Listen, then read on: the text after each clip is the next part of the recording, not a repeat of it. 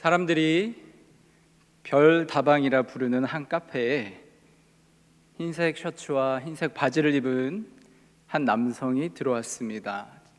착하고 아주 얌전하게 생긴 남자입니다.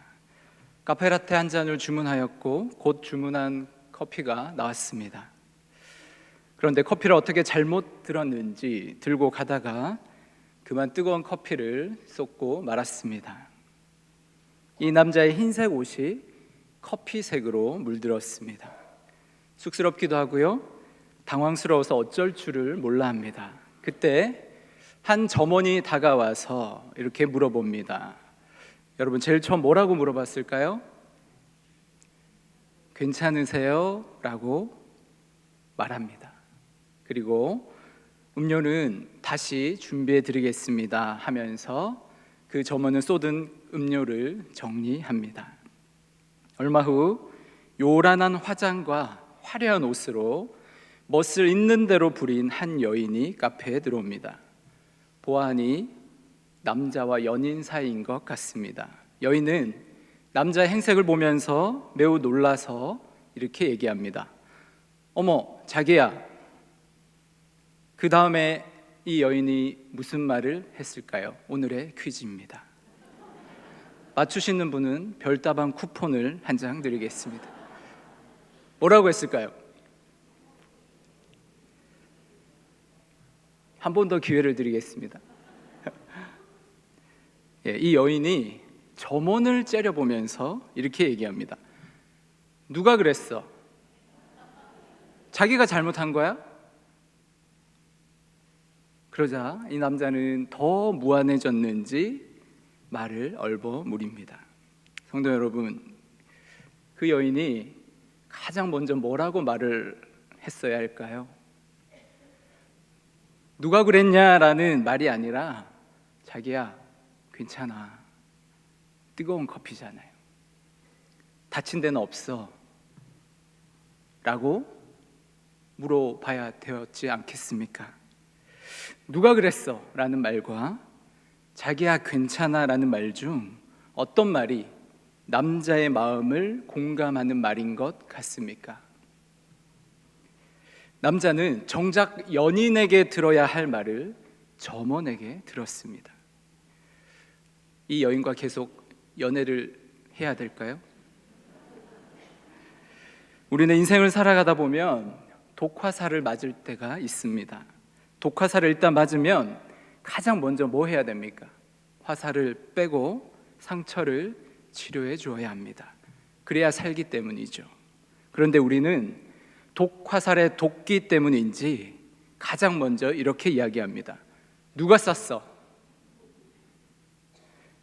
당신이 옳다 시리즈 설교가 시작한 첫날 저희 집은 부부싸움을 했습니다.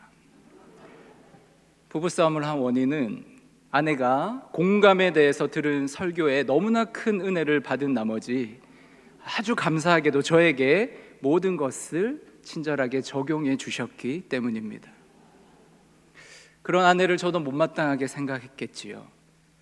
좋은 설교 듣는 거 참 중요한데요, 적용을 잘 하셔야 됩니다. 누구에게 적용해야 합니까? 나에게 적용해야 합니다. 조금 있다가 부부 행복학교를 가봐야 할 것 같습니다. 그런데 가만히 생각해 보니 제가 정말 성도들에게 하는 것만큼 가정에서 아내나 아이들에게 공감을 하고 있나, 잘 못하는 것 같았습니다. 당신이 옳다라는 책을 읽으면서 그것을 더 크게 깨닫게 되었습니다. 여러분은 직장에서나 교회에서의 모습과 가정에서의 모습이 얼마나 다른가요? 당신이 옳다 책을 다시 한번 읽어보면서 가슴에 와닿는 문구가 하나 있었습니다. 바로 이러한 문구입니다. 한 사람은 세상의 전부이다. 사람의 마음을 움직이는 힘, 상처 입은 마음을 치유하는 힘 중에서 가장 강력하고 실용적인 힘, 그리고 가장 빠르고 정확하고 효율적인 힘이 바로 공감이라고 합니다. 저는 공감을 이렇게 한번 표현해 보았습니다. 마음 알아주기.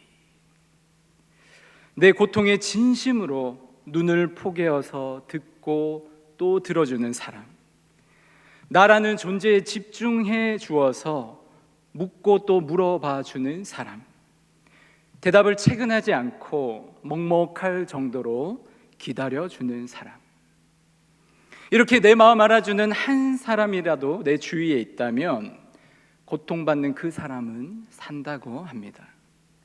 세상이 나를 몰라주고 사람들이 나를 주목하지 않아서, 그래서 나라는 존재 가치를 잃어버린 사람들이 이 땅에 많습니다.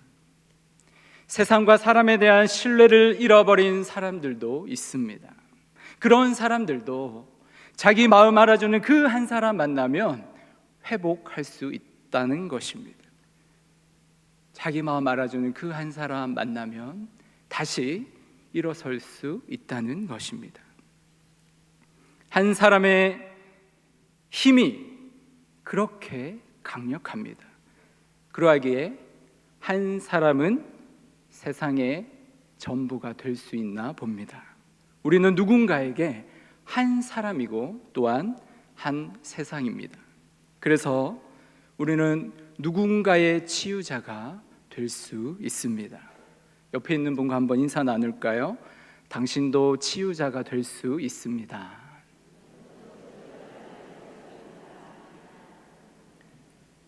한 사람의 존재에 주목하여서 그 마음 알아주는 공감이 오늘 이 세상을 살아가는 우리들에게 얼마나 중요한지, 그리고 그러한 공감이 얼마나 필요한지 모르겠습니다. 그럼에도 불구하고 공감한다는 것이 쉽지 않게 느껴집니다. 공감에 대한 오해가 있고 인간이 가진 한계 때문이죠.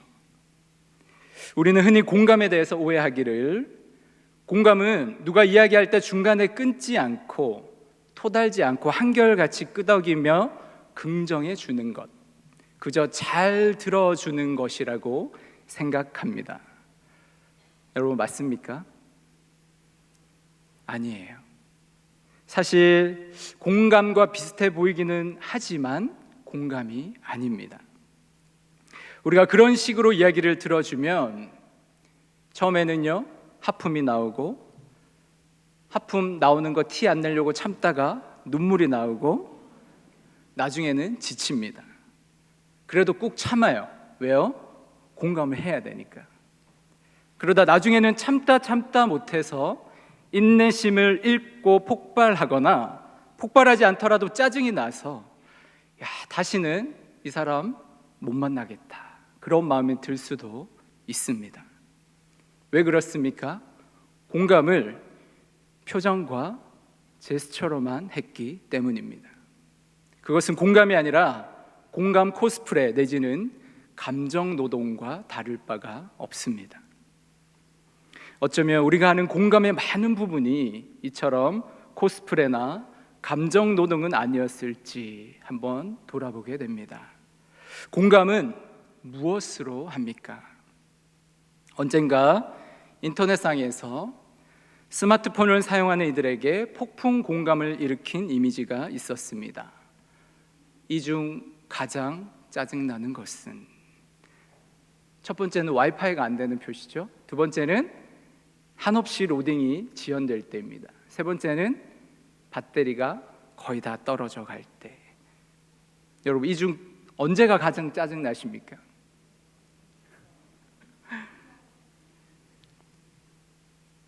공감이 되십니까?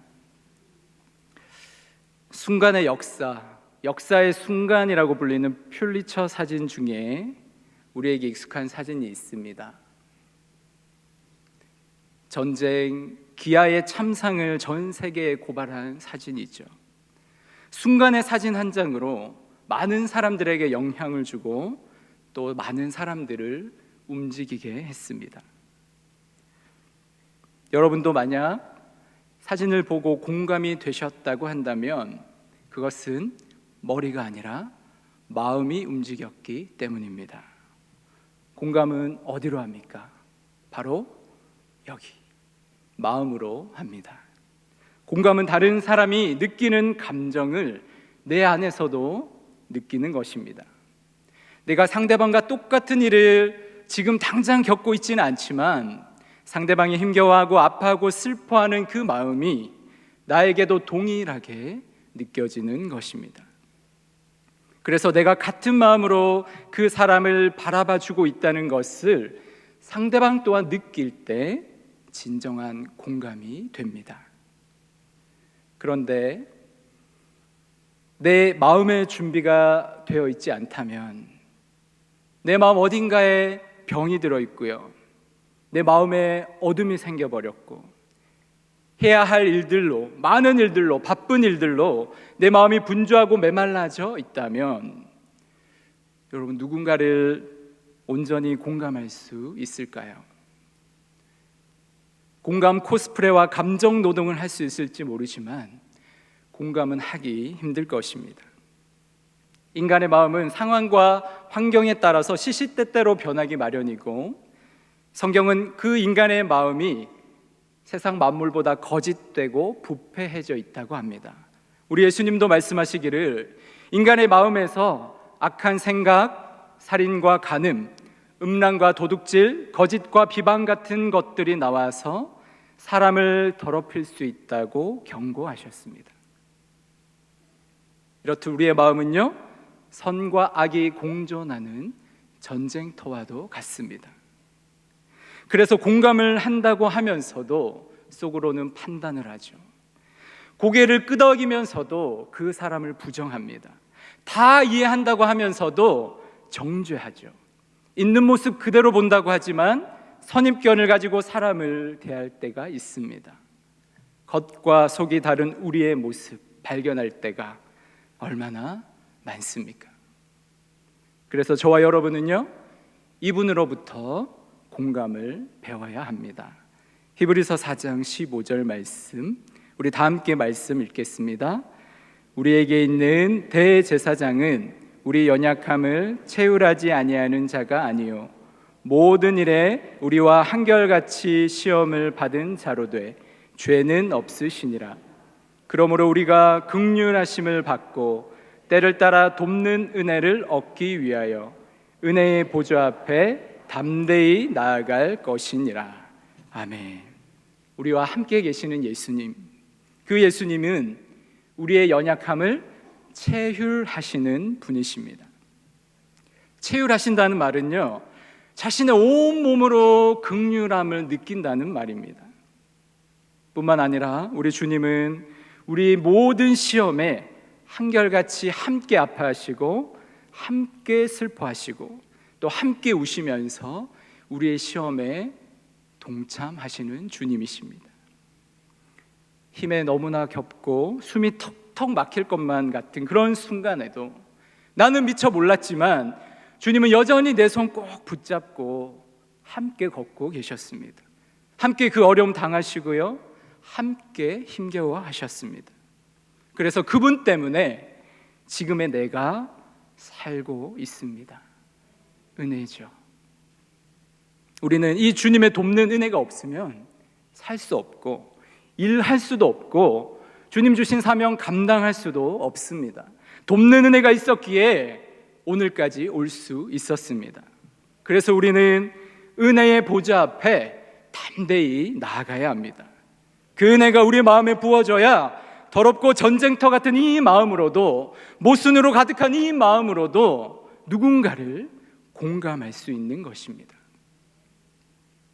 당신이 옳다라는 책과 제가 결을 달리하게 되는 지점이 바로 이 지점입니다. 책에서 저자는요, 이렇게 말합니다. 내 존재 자체를 바라봐주고 반응하는 사람, 그런 사람을 만나야만 사람은 존재의 근원적인 외로움에서 벗어나고 존재의 근원적 불안에서 자유로워진다. 그러나 하나님의 말씀은 우리에게 이렇게 얘기합니다. 인간 존재의 근원적 불안과 두려움은 인간이 해결할 수 있는 성질의 것이 아니라 오직 하나님만이 해결할 수 있다. 프랑스 철학자와 수학자인 파스칼이 그의 책 팡세에서 이런 이야기를 하고 있습니다. 인간의 영혼에는 많은 방들이 있다. 사람들은 저마다 행복을 얻기 위해, 만족하기 위해 그 방들에 무엇인가를 채우면서 살아간다. 돈과 물질, 명예와 권력, 인기와 성공, 사랑하는 사람들, 그러한 것들로 그 방을 하나씩 하나씩 채워가려고 애를 쓰지만 인생의 어느 한순간 자신의 삶을 돌아보면 행복은 여전히 멀기만 하고 만족은 없으며 인생의 허전함과 허무함을 느끼게 된다. 왜 그런가? 인간 영혼의 가장 깊은 곳에 방이 하나 있는데 그 방은 돈으로도 명예나 권력으로도 사랑하는 사람들로도 채울 수 없고 오직 하나님으로만 채울 수 있기 때문이다. 인간 존재의 가장 깊은 그 방이 바로 우리의 마음입니다. 우리 마음 안에 하나님이 오셔야 인간은 비로소 존재의 근원적 불안으로부터 해방될 수 있는 것입니다. 사도 바울은 그의 서신서에서 교회를 향해 기도하기를 믿음으로 말미암아 그리스도께서 너희 마음에 계시게 하시옵고라고 기도합니다. 예수님이 성도들의 마음에 계시게 해달라는 기도입니다. 그런데 한 번 더 생각해 보십시다. 사도 바울이 에베소에 있는 성도들에게 하는 말이거든요. 그들은 이미 예수님을 믿고 있는 성도들이잖아요. 예수님이 그들 안에 있잖아요. 그런데 왜 예수가 그들 마음에 계시게 해달라고 기도할까요? 예수님이 그들의 마음에서 떠나셨기 때문일까요? 어린 아이일수록 아이에게 어머니가 필요합니다. 어린 시절 같은 반 친구가 한 명 있었는데 늘 머리가 이렇게 붕 떠 있고 얼굴에 마른 침도 묻어 있고 옷도 자기 마음대로 입은 것처럼 입고 오는 아이였습니다. 그런데 알고 보니 그 아이의 어머니가 계시지 않은 겁니다. 어머니가 없는 아이는 뭔가 모르게 티가 나는 것 같습니다. 그래서 어머니가 없는 티를 내지 않으려고 더 애를 쓰기도 합니다. 그리스도께서 너희 마음에 계시게 하시옵고. 여러분, 이 기도는요, 우리 인생에 주님 없는 티를 내지 말라는 기도입니다. 주님은 여전히 살아서 우리와 함께 하시는데 주님이 없는 것처럼 살지 말고 주님 계신 것처럼 살아라는 바울의 기도처럼 들립니다. 주님이 여러분 안에 계십니다. 그 주님이 계시기에, 그 주님이 우리에게 은혜 베풀어 주시기에 우리가 누군가의 마음을 알아줄 수 있고 공감해 줄 수 있는 것입니다. 공감은요, 정설만 있지 않고 공감에는 역설이 있습니다. 마음은 항상 옳습니다. 이때 옳다는 것은 한 사람 마음에 있는 느낌과 감정에 관한 것입니다. 무슨 이유로든 어떤 이유로든 그 사람이 지금 가지고 있는 느낌과 감정 충분히 들 수 있다는 걸 인정하는 것입니다. 그렇다고 해서 그가 모든 행동은 정당화되지 않습니다. 느낌과 감정이 옳다고 해서 그의 행동까지 옳은 것은 아닙니다.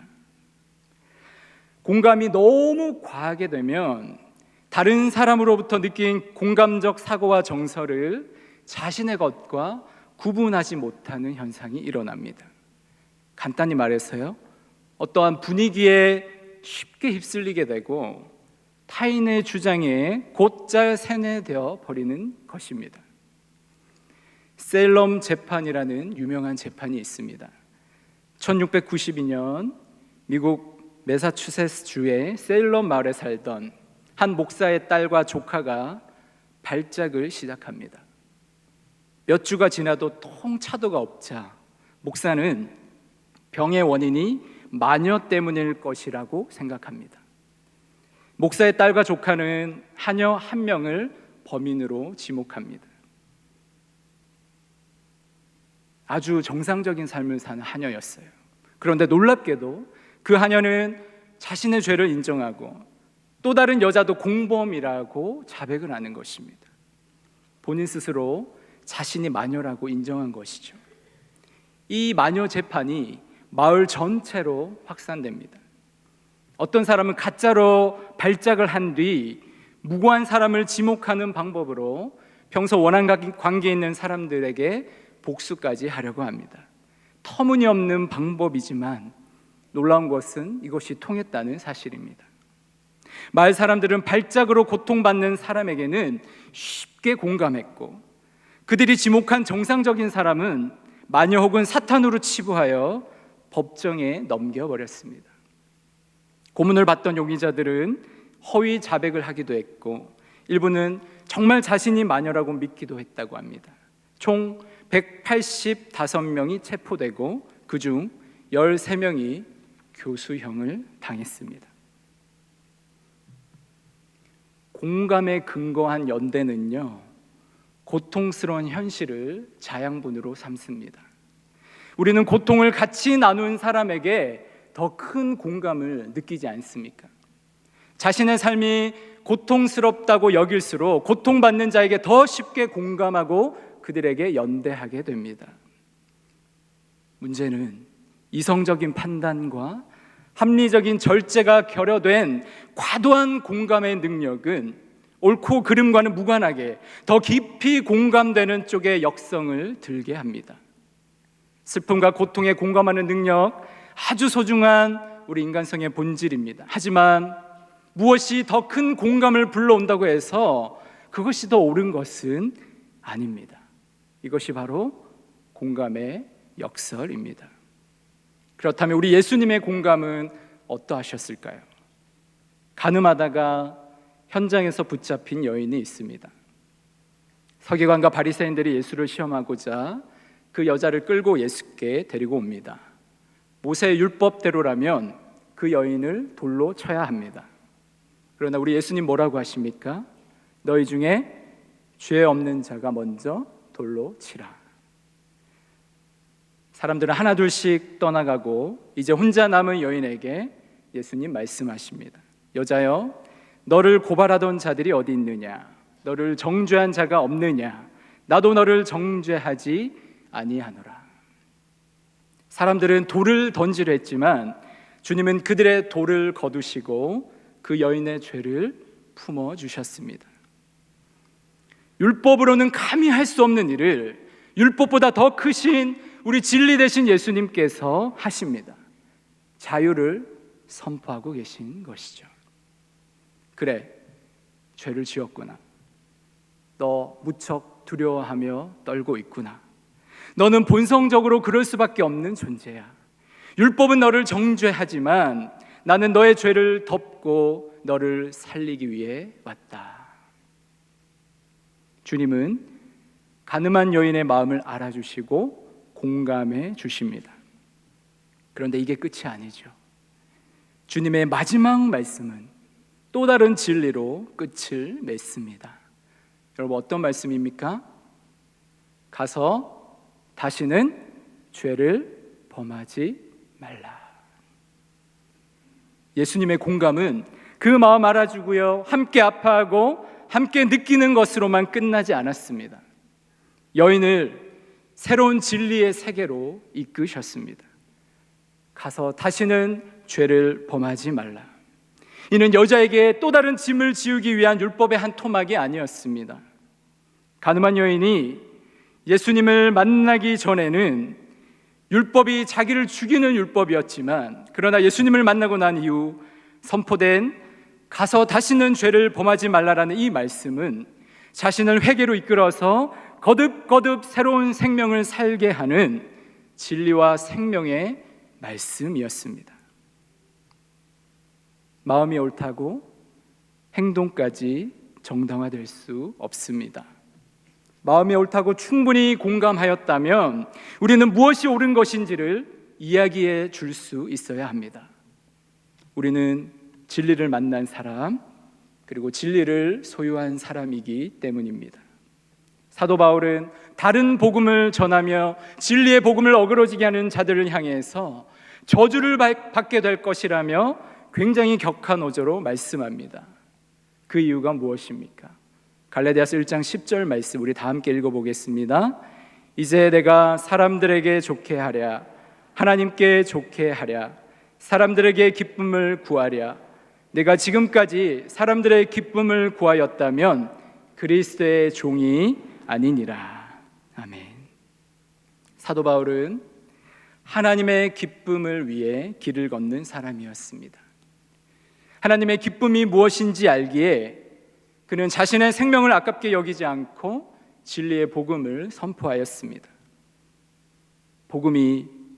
그 복음의 말씀이 생명을 살리기 때문이며, 하나님은 복음의 말씀으로 한 생명이 살아나고 회복되는 것을 무척이나 기뻐하시기 때문입니다.